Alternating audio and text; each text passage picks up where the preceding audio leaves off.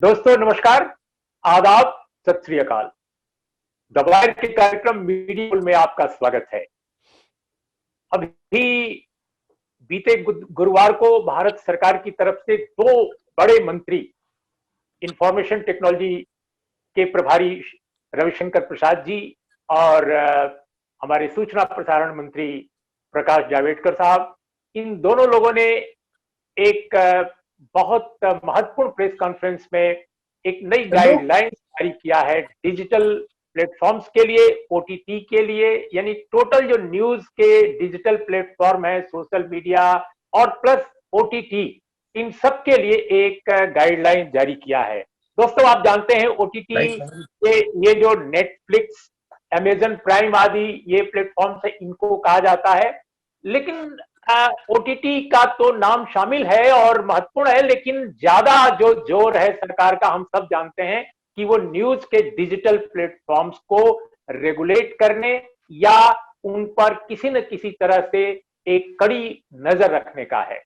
हम अपने तीन मेहमानों के साथ जानेंगे कि इस नई गाइडलाइन का क्या मतलब है।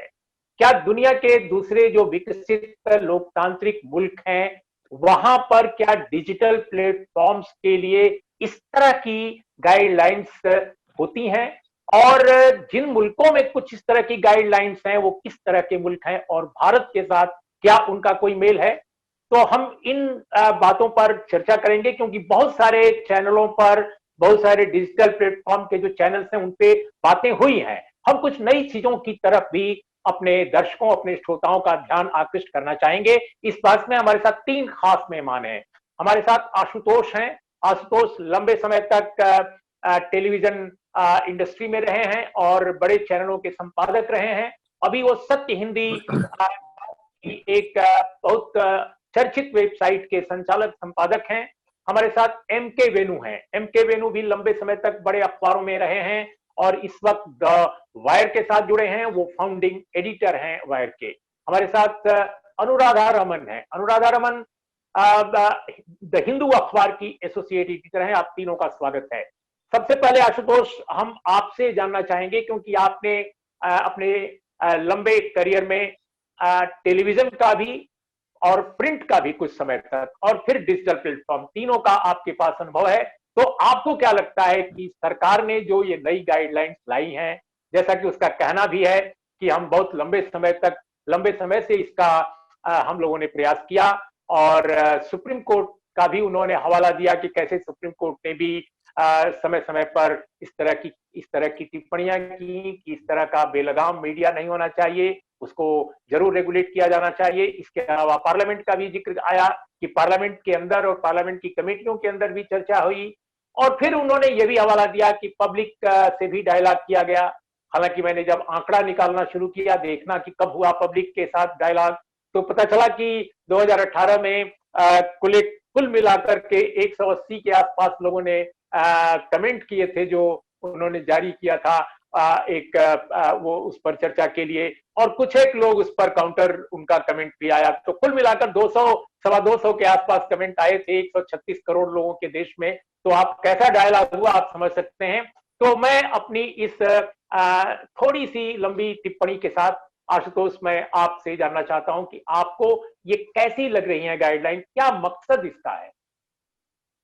उर्मिलेश जी, मुझे लगता है कि इस पूरे मामले को सिर्फ अकेले इस गाइडलाइन के संदर्भ में नहीं देखना चाहिए। मैं इसको थोड़ा व्यापक संदर्भ में देखना चाहता हूं, और व्यापक संदर्भ यह है कि अगर आप इसको दो हिस्सों में बांटे, पिछले 2014 से लेकर अब तक मोदी जी के शासनकाल को, तो दो हिस्सों में बांटा जा सकता है। 2014 से लेकर 2019 का जो शासनकाल था, उसमें उन्होंने एक खास तरीके का ऑप्टिक्स, एक तरीके का माहौल बनाने की कोशिश की। ये माहौल जो हिंदुत्व को लेकर ही है कि देश के अंदर हिंदुत्व की विचारधारा है, और उसमें हिंदू जो है वो एक तरीके से पोलराइज हो रहा है। माइनॉरिटीज पर एक तरीके से उनको निशाना साध के, उनको टारगेट करके उनको डिमोनाइज करने की कोशिश की गई। लेकिन इसके संदर्भ में आप देख सकते हैं मॉब लिंचिंग की बहुत सारी केसेस हुए। जवाहरलाल नेहरू विश्वविद्यालय पर किस तरीके से हमला करने की कोशिश की गई, जामिया पर हमला करने की कोशिश की गई, और एक माहौल जो है वो बनाने की कोशिश की गई थी। लेकिन 2019 में जब उनको 303 सीटें मिल गई, तो उसके बाद ऑप्टिक्स से अलग हटकर उन्होंने पूरे जो सामाजिक संरचना है और जो संवैधानिक व्यवस्था है उसमें स्ट्रक्चरल चेंजेस करने की कोशिश की, ताकि इस हिंदुत्व की विचारधारा को वो एक स्ट्रक्चरल फॉर्म में लाके रख सके, जिसमें आप धारा 370 को निष्क्रिय करने की बात हो सकती है, जिसमें सीए कानून आता है, जिसमें तीन तलाक की बात आती है। तो ये बुनियादी तौर पर जो सामाजिक और जो संवैधानिक संरचना थी उसमें बदलाव की कोशिश थी। यानी कि एक तरीके से हिंदुत्व की विचारधारा को संवैधानिक सामाजिक स्वीकृति देने की कोशिश उनकी तरफ से हुई है। यह बुनियादी फर्क मैं 2014-2019 के बाद देखता हूं। जब इस गाइडलाइन को अगर मैं उसी संदर्भ में देखने की कोशिश करता हूं, मेरा अपना मानना यह है कि यह एक और कोशिश है उस संरचना को और उस भारतीय व्यवस्था को उस दिशा में एक कदम और ले जाने के, जिसको आप हिंदू राष्ट्र की दिशा में कह सकते हैं। नहीं, लेकिन आशुतोष मैं बीच में माफी चाहता हूं टोकने के लिए, लेकिन ऐसा आप क्यों इससे डिजिटल मीडिया को लेकर जो या न्यूज प्लेटफॉर्म्स को लेकर जो ये चीज आई है, इसको क्यों उससे जोड़ रहे हैं? टेलीविजन भी तो है, प्रिंट भी तो है, तो डिजिटल प्लेटफॉर्म्स या न्यूज के जो ये एक वैकल्पिक सोशल मीडिया जो भी आप कह लीजिए, जितने इस तरह के प्लेटफॉर्म्स हैं, इससे आप इसको जोड़ना क्यों चाहते हैं? ये इसी बात पे मैं आ रहा था। तो आपने देखा कि किस तरीके से जो टेलीविजन माध्यम है वो पूरी तरीके से सरकार के सामने सरेंडर है, यानी वो उसी विचारधारा को आगे बढ़ा रहा है जिस विचारधारा को सरकारी सत्ता प्रतिष्ठान चाहता है। दो ऐसे स्पेस थे जहां पे अभी तक इनकी पूरी तरीके से चल नहीं रही थी। एक, ये जो क्रिएटिव फील्ड है, यानी ओटीटी प्लेटफॉर्म पर इनकी विचारधारा को उस तरीके से प्रतिपादित नहीं किया जा रहा था। और पिछले दिनों अगर आपने देखा होगा कि जो संघ समर्थक लोग हैं, हिंदुत्व समर्थक लोग हैं, वो लगातार इस बारे में प्रोपोगेट कर रहे थे, लगातार ये प्रचार चल रहा था कि ये जो ओटीटी प्लेटफॉर्म्स हैं ये दरअसल हमारी हिंदू भावनाओं को आहत करते हैं। दूसरा, जो इंडिपेंडेंट न्यूज पोर्टल्स है, इंडिपेंडेंट न्यूज पोर्टल में बहुत सारे ऐसे न्यूज पोर्टल हैं जिन्होंने अपनी आजादी को बरकरार रखा है, अपनी इंडिपेंडेंस को बरकरार रखा और ईमानदारी से पत्रकारिता कर रहे हैं, ये भी इनके कब्जे में नहीं थे। तो ये जब तमाम दबाव के बावजूद उनकी विचारधारा को आगे नहीं बढ़ा रहे, तब इन्होंने ये स्ट्रक्चरल चेंजेस करने की कोशिश की है। यानी ओटीटी प्लेटफॉर्म को भी अपने साथ लाने की को भी अंकुश लगाने की कोशिश की है, और जो न्यूज प्लेटफॉर्म उसको भी लगाने की कोशिश की है। इसको उस संदर्भ में देखना चाहिए। आप देखिए कि सरकार की तरफ से कहा गया जिस दिन प्रेस कॉन्फ्रेंस हुई कि बहुत भड़काऊ बातें की जाती है, राष्ट्रीय सुरक्षा से बातें की जाती है, और अगर इसी तरीके से चलता रहा तो फिर ये अच्छी स्थिति नहीं है। लेकिन वो कौन लोग हैं जो भड़काऊ भाषण करते हैं, वो कौन लोग हैं जो फेक न्यूज को लगातार आगे बढ़ाते हैं, वो कौन पार्टी है जिसकी पर कभी किसी तरीके की कार्रवाई नहीं हुई। यहां तक कि जो लोग गौरी लंकेश की हत्या को महिमा मंडित करने की कोशिश करते हैं, जो गोडसे की को महिमा मंडित करने की कोशिश करते हैं, उनको इस देश के प्रधानमंत्री भी फॉलो करते हैं और तमाम मंत्री भी फॉलो करते हैं, लेकिन उनके खिलाफ आज तक भी कोई कार्रवाई नहीं। तेजस्वी सूर्या की वजह से भारत के डिप्लोमेटिक रिलेशन मिडिल ईस्ट से लगभग गड़बड़ी की स्थिति पहुंच गई। प्रधानमंत्री को उसमें बयान देना पड़ा, एम्बेसी को बयान देना पड़ा, लेकिन तेजस्वी सूर्या का प्रमोशन हो जाता है। कपिल मिश्रा के खिलाफ कोई कार्रवाई नहीं की गई, अनुराग ठाकुर के खिलाफ कोई कार्रवाई नहीं की गई है, लेकिन कार्रवाई किस पे होती है? तांडव पे कार्रवाई होती है, और दूसरे जो ओटीटी प्लेटफॉर्म पे कार्रवाई होती है। जो वायर जैसी जो न्यूज प्लेटफॉर्म्स है उनके खिलाफ डिफेमेशन के केसेस किए जाते हैं और दूसरे लोगों के किए जाते हैं। यहां तक कि अभी हाल में देखा दिशा रवि को भी के खिलाफ भी एफआईआर दर्ज हो गई। तो जो लोग वाकई में समाज तोड़ने की बात कर रहे हैं, नफरत की राजनीति कर रहे हैं, जो फेक न्यूज फैलाते हैं, उन पर सरकार चुप है, उनके खिलाफ कार्रवाई नहीं होती है, दूसरों के खिलाफ कार्रवाई होती है। तो ये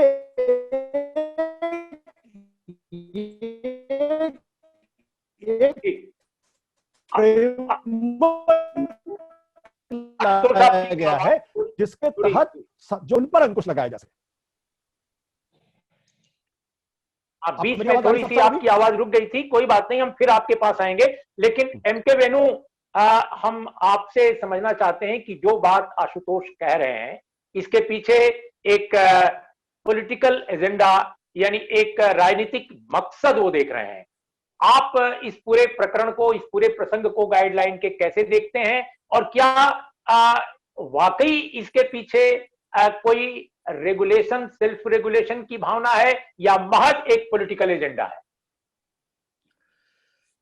देखिए उर्मिलेश जी, पहली बात तो मैं ये कहूंगा कि जैसे आशुतोष बोल रहे थे कि एक मीडिया स्पेस है, जो ब्रॉडर मीडिया स्पेस है, इस पे ये हालांकि कई मीडिया ऑर्गेनाइजेशन इनके प्रेशर में आके इनकी इनके जो लाइन जो ये देते हैं नैरेटिव, उसको उस पे अपने आप को उन्होंने ढाला है। मगर कई मीडिया ऑर्गेनाइजेशंस, जैसे आशुतोष कह रहे थे, डिजिटल न्यूज मीडिया हुआ और फॉरेन मीडिया हुआ, बहुत इंपॉर्टेंट है। इनको फॉरेन मीडिया में जब कुछ छपता है तो बड़ी दिक्कत होती है।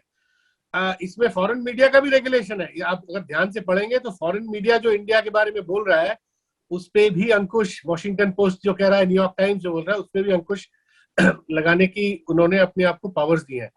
पहली बात तो उर्मिलेश जी, मैं ये कहूंगा कि ये सरकार अपनी नैरेटिव कई सालों से हर चीज बनाने की कोशिश करे, और हर एक इंस्टीट्यूशन को, चाहे वो जुडिशरी हो, चाहे इलेक्शन कमीशन, हर एक इंस्टीट्यूशन में अंकुश पूरा पाने की इनकी इच्छा है। और मीडिया में पूरा अंकुश ये पूरा पानी उनको मिला नहीं है। और खासकर जो किसानों के जो आंदोलन के बाद इनको बड़ा झटका लगा कि पूरे ग्लोबल एक स्टेज पे, जो सोशल मीडिया पे, ये काफी इनको इनके खिलाफ काफी बड़ा कैंपेन बिल्ड हुआ, जिस वजह से इन्होंने दिशा रवि के खिलाफ केस करा। तो ये अब सोशल मीडिया को भी कंट्रोल करना चाहते हैं। जैसे रविशंकर प्रसाद कह रहे थे कि ट्विटर कि अमेरिका में ट्विटर एक तरीके से बिहेव कर रहा है, इंडिया में एक तरीके से। हालांकि वो उदाहरण एप्पल्स एंड ऑरेंजेस गलत उदाहरण दे रहे हैं। वहां पे कैपिटल हिल का उदाहरण दे रहे हैं, यहाँ पे रेड फोर्ट का उदाहरण दे रहे हैं। मेरे हिसाब से दोनों में कोई लिंक ज्यादा है नहीं।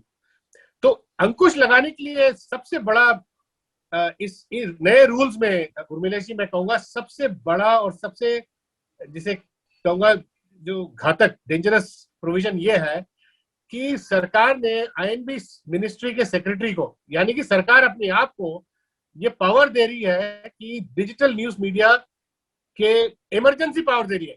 ये पहली बार ही मैं देख रहा हूं इमरजेंसी का शब्द का इस्तेमाल हुआ है इस रूल्स में। और अपने आप को उन्होंने कहा इमरजेंसी पावर दी जाएगी कि अगर कोई कंटेंट उन्हें आपत्ति हो, उसको बिना पब्लिशर से को हियरिंग दिए और बिना पब्लिशर से डिस्कस किए उसको निकाल सकते हैं, हटा सकते हैं।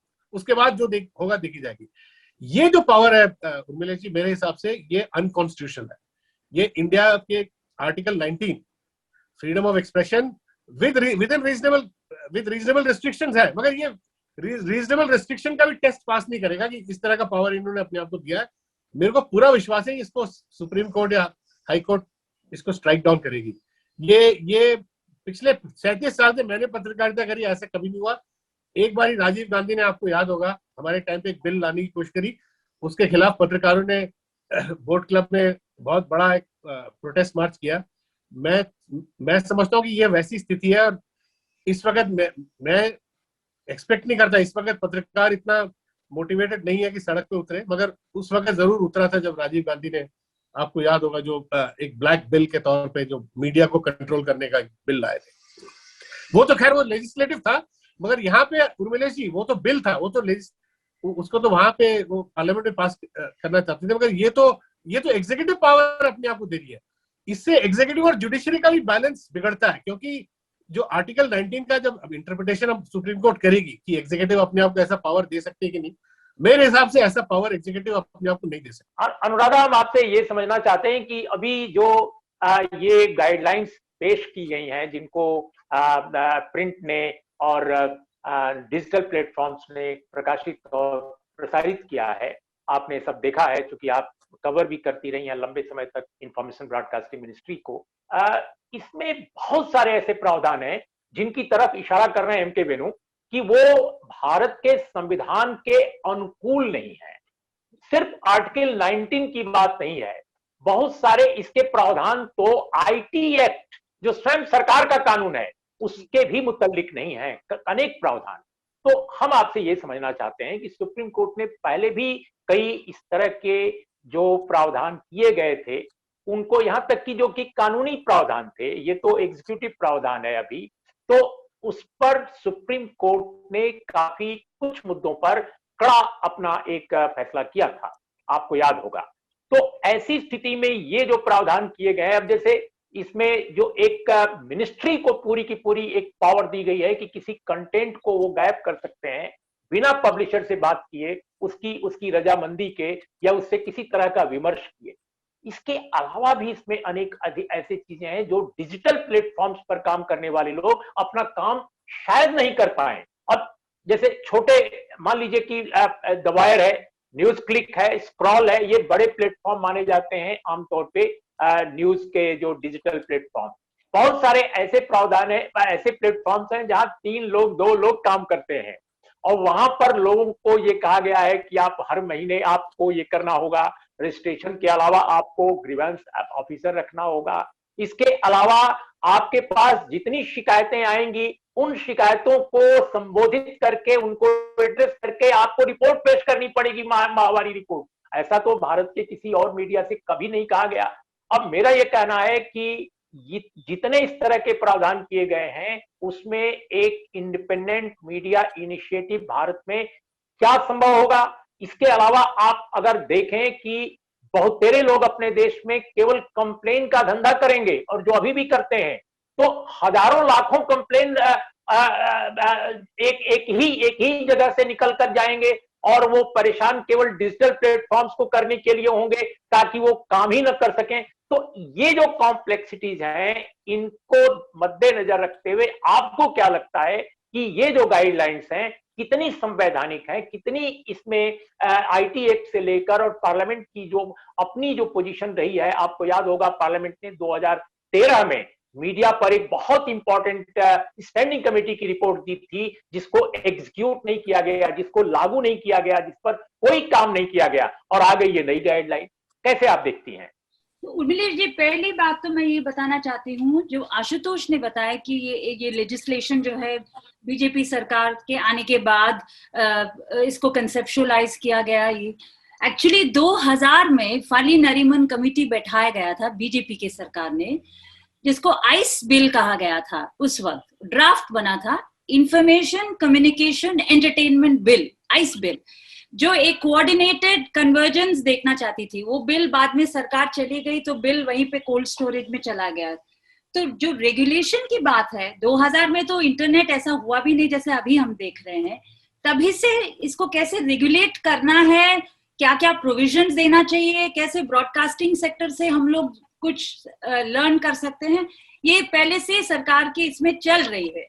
बाकी बीच में बहुत प्रोवोकेशंस ऐसे आ गए हैं, क्योंकि सरकारी ऑफिसर से अगर आप बात करेंगे तो बोलेंगे कि ओटीटी प्लेटफॉर्म और इंटरनेट एक वास्टली अनरेगुलेटेड स्पेस है, जो आशुतोष ने कहा।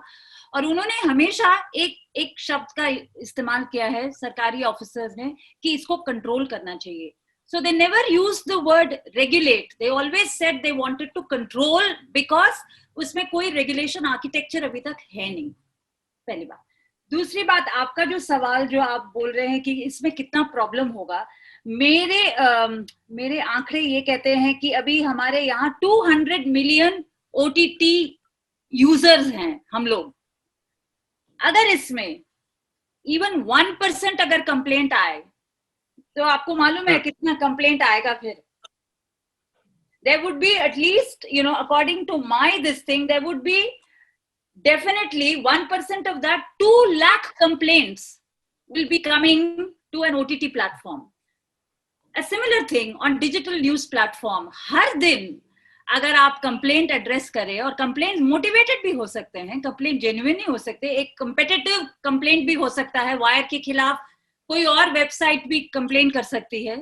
तो we are looking at a nightmare actually for the digital news website, क्योंकि ये 3 लेयर का जो कंप्लेंट रीएड्रेसल जो है, पहला अपना आप एक ओम्बड्समैन रखेंगे, फिर उसके ऊपर आपको एक ऐसे ग्रुप बनाना होगा जिसमें कोई भी फॉर्मर जज होगा, फिर there will be social luminaries.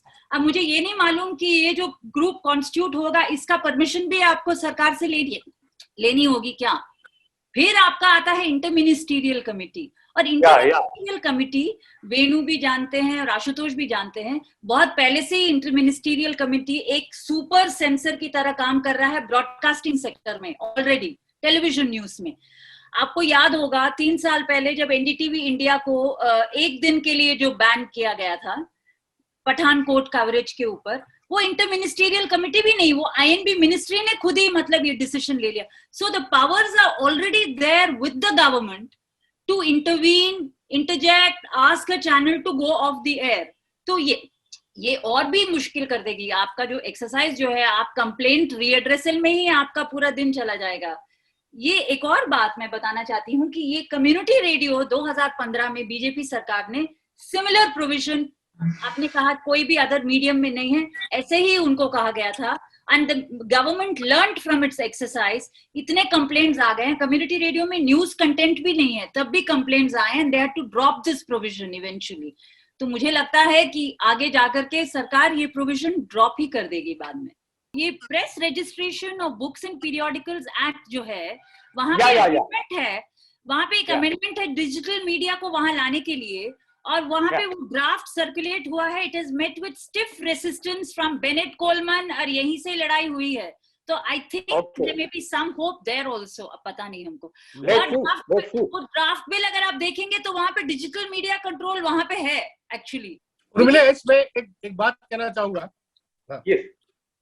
ये बात सही है कि ये आईएनबी मिनिस्ट्री ब्रॉडकास्ट सेक्टर को पहले से इस तरह जकड़ी हुई थी, मगर ये न्यूज डिजिटल में ये पहली बार ही हो रहा है। ये हमारा सारा जो freedom of speech debate is confined to the text, that is the newspaper and news digital media.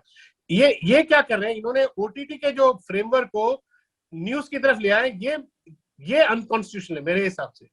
ये चैलेंज होगा, और ये ट्रेडिशनल न्यूज़पेपर को आप देखिए, ये डिवाइड करने की कोशिश कर रहे हैं इंडस्ट्री को। ट्रेडिशनल न्यूज़पेपर को ये अलग ट्रीट कर रहे हैं, और उसका जो न्यूज प्लेटफॉर्म है वो अलग। अब जैसे हिंदू न्यूज़पेपर या टाइम्स ऑफ इंडिया न्यूज़पेपर को इसके दायरे से बाहर रखा है, मगर हिंदू का जो डिजिटल प्लेटफॉर्म है और टाइम्स ऑफ इंडिया का, वो इसके दायरे में है। तो और आपको सबको पता है कि आजकल तो रेवेन्यू मॉडल धीरे धीरे डिजिटल की तरफ शिफ्ट हो रहा है। तो ये इसमें बड़े सारे पेच हैं, और ये सारी चीजें उर्मिला जी, ये कोर्ट में इसका पूरा खुलासा होगा, इस पे आर्गुमेंट्स होंगे। और ये जो मेरे 37 साल में, आपके भी पूरे करियर में, आज तक किसी ब्यूरोक्रेट को ये पावर नहीं रही कि न्यूज टेक्स्ट को वो सेंसर करे। प्री सेंसरशिप कभी नहीं हुआ है।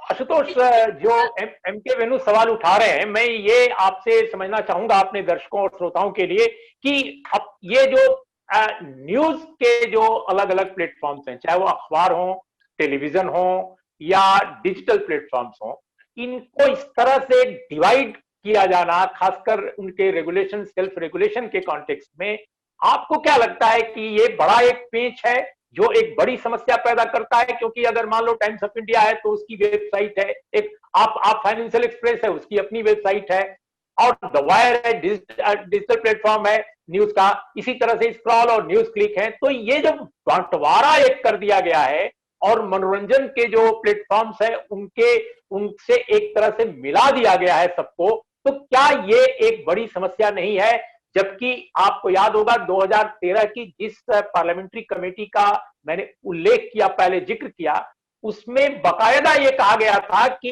इन सबके लिए एक काउंसिल बनाना चाहिए या इस तरह का कोई और प्लेटफॉर्म बनाना चाहिए जो चीजों को देखे, समझे, और बल्कि डिस्कशन में यह भी आया था कि इसका ब्रिटेन से लेकर और दूसरे जो यूरोपीय देश हैं उनसे हमें सबक लेना चाहिए कि वो कैसे सेल्फ रेगुलेशन और रेगुलेशन को डिफाइन करते हैं। लेकिन यहां पर बंटवारा करके अंकुश, और सिर्फ अंकुश यानी कंट्रोल, इसको कंसेप्चुअलाइज कर दिया है हमारी सरकार ने, और सबसे बड़ी समस्या शायद यही है। उर्मिला जी, सबसे पहले तो हमें समझना पड़ेगा कि जिस टेक्नोलॉजिकल रेवोल्यूशन के जमाने में हम हैं, उस जमाने में आने वाले समय में पेपरलेस जर्नलिज्म होगा। तो आज के तारीख जो बड़े बड़े अखबार दिखाई पड़ते हैं, जो हमारे घरों में रोज आते हैं, ऑलरेडी वो एक तरीके से धीरे धीरे उनके खत्म होने की दिशा बढ़ती जा रही है। मेरे अपने घर के अंदर, मैं चूंकि अखबार पढ़ता हूं इसलिए मैं सुबह दौड़ के जाता हूं, अखबार उठाता हूं, लेकिन मेरी पत्नी जो है वो पूरी तरीके से वो अखबार नहीं पढ़ती, वो सिर्फ वेबसाइट्स पढ़ती हैं, और वहां टाइम्स ऑफ इंडिया भी मिल जाता है, इंडिया से सब कुछ मिल जाता है, और आप उनको जो है एक तरीके से सब्सक्राइब भी कर सकते हैं। आजकल सब्सक्रिप्शन भी बढ़ गया है। न्यूयॉर्क टाइम्स का अगर आप देखें तो न्यूयॉर्क टाइम्स का सब्सक्रिप्शन बहुत तेजी के साथ बढ़ा है, सब्सक्राइबर बेस बहुत तेजी के साथ बढ़ा है, और वो जो रेवेन्यू कमा रहे हैं वो अखबार से कम कमा रहे हैं, बल्कि वो अपने वेबसाइट से ज्यादा कमा रहे हैं। तो अब आप इसको आज से 5 साल बाद की स्थिति में देखिए या 2024 की स्थिति में देखिए, पिछले 1-1.5 साल के अंदर ही अखबार काफी कोरोना की वजह से काफी एक तरीके से रिडंडेंट होते जा रहे हैं। तो ये पूरी कोशिश है कि जब भारत के सब सारे बड़े अखबार और सारे क्रेडिबल अखबार जो ईमानदारी से न्यूट्रल जर्नलिज्म कर रहे हैं, वो जब पूरी तरीके से वेबसाइट्स पर आ जाएंगे, उनकी वेबसाइट्स ऑनलाइन जर्नलिज्म हो जाएगा पूरी तरीके से, तो उस पर यह अंकुश लगाने की एक तरीके की कोशिश है कि वहां का कंटेंट जो है वो उस पर हमारा कब्जा हो। और एक बड़ा जिसे ओवरसाइट कमीशन इन्होंने बनाया है, अब आप उसमें देखिए ओवरसाइट कमीशन में कौन कौन लोग हैं। उसमें डिफेंस मिनिस्ट्री है, उसमें होम मिनिस्ट्री है, उसमें लॉ मिनिस्ट्री है, आईटी मिनिस्ट्री है, चाइल्ड एंड वेलफेयर मिनिस्ट्री है, और साथ साथ विदेश मंत्रालय भी है। तो इतने लोगों का की जो कमेटी बनी हुई है, ये सुओ मोटो, एक शब्द का इस्तेमाल किया, सुओ मोटो, वो कोई किसी भी कंटेंट का कॉग्निजेंस ले सकते हैं और उसके ऊपर अंकुश लगा सकते हैं। साथ ही ज्वाइंट सेक्रेटरी अबव लेवल का एक ऑफिसर होगा जिसको ब्लॉक करने की पावर होगी। अब आप सोचिए कि टाइम्स ऑफ इंडिया में कोई खबर छपी है जो ऑनलाइन में आज से 3 साल के बाद या 2 साल के बाद, या वायर पे कोई छपी है और उसको लगता है कि ये सरकार ठीक नहीं, ये खबर उनके हिसाब से नहीं है, फौरन कह देंगे राष्ट्रीय सुरक्षा के लिए खतरा है, पब्लिक ऑर्डर को खतरा हो सकता है इससे, और भड़काऊ है। अब आप क्या कर लेंगे उस वक्त?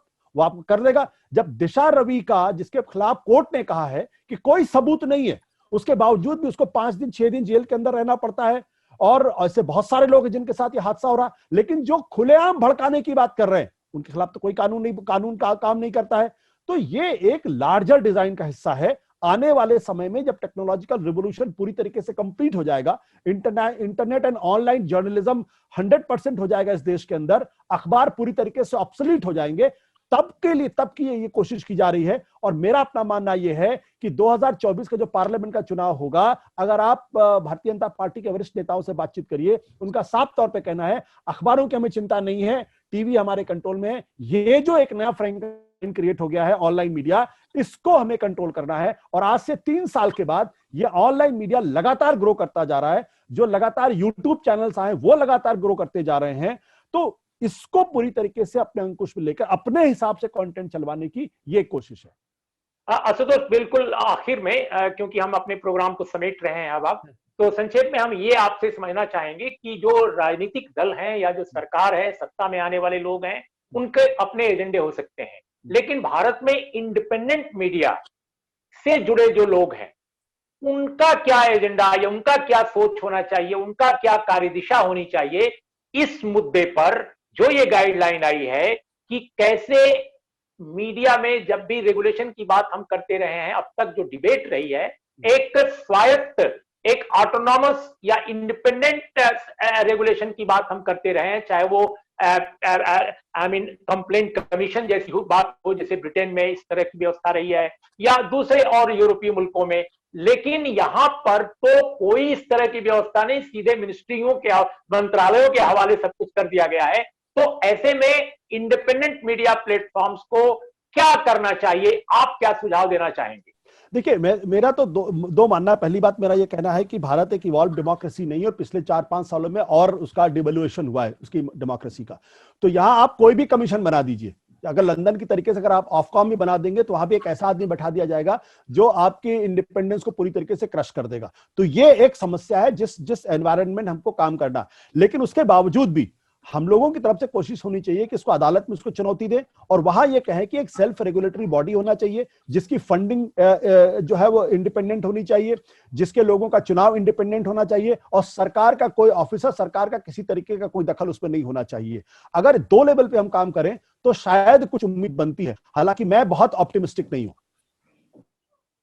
अनुराधा, हम आपसे यही सवाल करेंगे कि जो मीडिया का काम क्या है, सूचना देना या विभिन्न विषयों पर अपने विचार अलग अलग ढंग के लोगों का पेश करना? तो सरकार स्वयं एक पक्ष है, यानी समाज है, कारपोरेट है, किसान है, मजदूर है, सभी लोग पक्ष हैं, और उसमें मीडिया जो है एक प्लेटफॉर्म है जो सभी तरह के पक्षों के लोगों को एक मंच मुहैया करता है और एक इंडिपेंडेंट ढंग से राय पेश करता है। ऐसे में जो स्वयं एक पक्ष है सरकार, वो स्वयं कंट्रोलर कैसे हो सकती है कि वो मीडिया को कंट्रोल करे? मीडिया नेचुरली सरकार पर कमेंट करेगा, वो जुडिशरी पर भी कमेंट करता है थोड़ा सा अपने को बचाते हुए, वो स्वयं पुलिस के बारे में कमेंट करता है। कल पुलिस कप्तान जिले के अखबार को कंट्रोल करने लगे और कहे कि नहीं, तुम वही लिखोगे, वही करोगे जो हम चाहेंगे क्योंकि हम तुम्हारे कंट्रोलर हैं। तो हमारा ये कहना है कि भारत जो अभी भी हम मानते हैं कि एक विकासशील लोकतंत्र है, वैसे लोकतंत्र की क्या स्थिति होगी जिसके बारे में लिखना है मीडिया को, वही अगर डिक्टेट करने लगे कि तुम ये लिखोगे, ये नहीं लिखोगे, वरना जेल जाओगे। बहुत बहुत दिक्कत है आगे जाकर के। मैं एक चीज आपसे बताना चाहती हूँ कि आपको याद होगा 2 साल पहले पीआईबी में ही एक फैक्ट चेकिंग कमेटी शुरू कर दिया, जहां पे भी आपका कोई ट्विटर में कोई ट्वीट गलत हो तो पीआईबी फैक्ट चेकर उसको फेक न्यूज कहती थी, anything that was critical of the government. तो मुझे लगता है आगे जाकर के बहुत, और छोटे जो इंडिपेंडेंट हाउसेस जो है, जो बहुत ही ऑब्जेक्टिव और फियरलेस जर्नलिज्म जो कर रही है अभी फिलहाल, उनके लिए आगे बहुत दिक्कत होगी, क्योंकि उनको बार बार कोर्ट कचहरी में मतलब जाना पड़ेगा कोई कंप्लेंट को एड्रेस करने के लिए। I think we are in for very bad times आगे जाकर के। मेरे को कोई होप नहीं दिखाई देता, unless of course Supreme Court ये वाले जो रूल्स एंड जो गाइडलाइंस है इसको they just throw it away, because it doesn't even stand up for legal scrutiny actually, क्योंकि at the heart of freedom of expression it is seeking to control freedom of expression. तो ये provision को ही अगर supreme court निकालेगी, अब हमें नहीं मालूम, क्योंकि सुप्रीम कोर्ट भी we all know how the court has also taken several decisions in the past which have not been very favorable towards media. तो अब हमें मालूम नहीं, हमें देखना होगा कैसे होगा करके, लेकिन आगे जो स्थिति है बहुत ही गंभीर है for small independent media.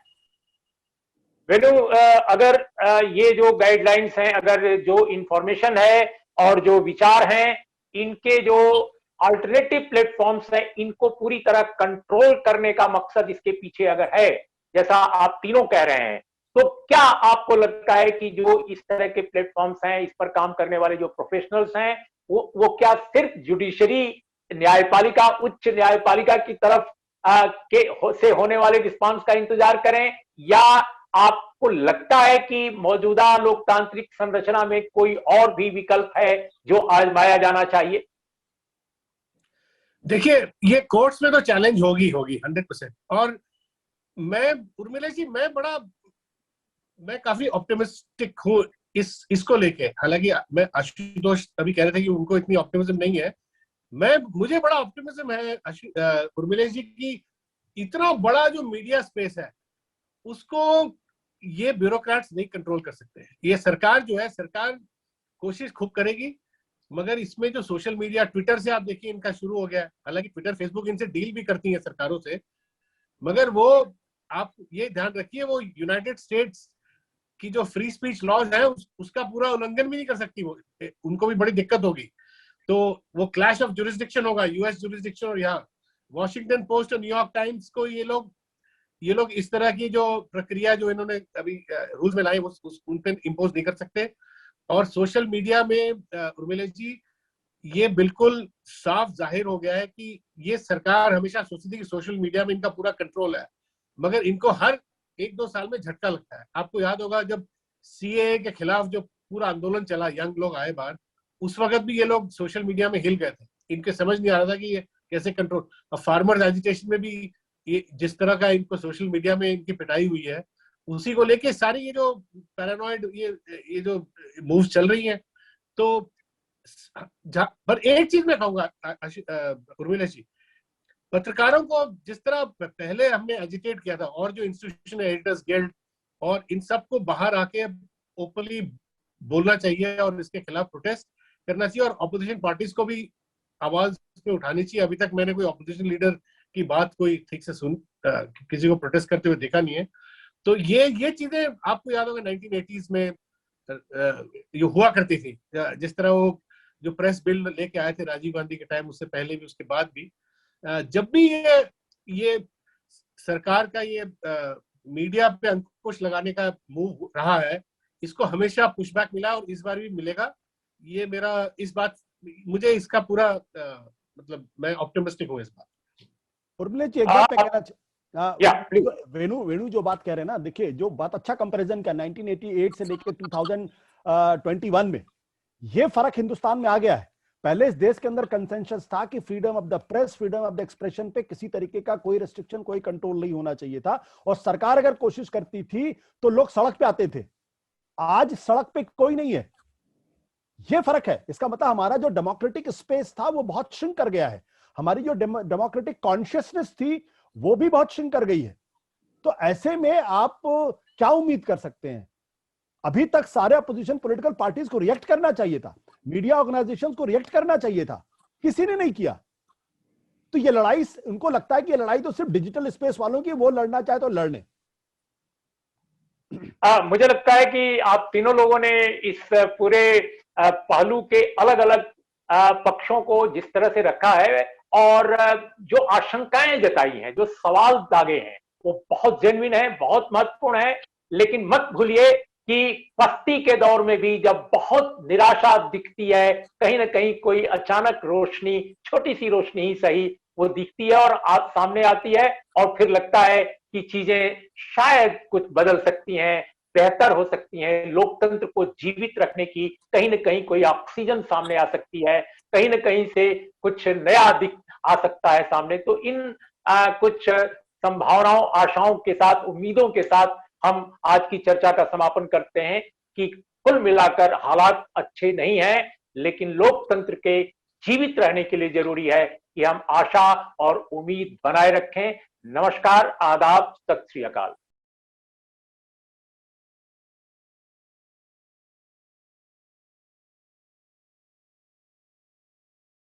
The wire के और वीडियोस देखने के लिए सब्सक्राइब करें और बेल आइकन पर क्लिक करें। स्वतंत्र पत्रकारिता की आर्थिक मदद करने के लिए डिस्क्रिप्शन में दिए गए लिंक पर जाएं और अपनी राशि चुनें।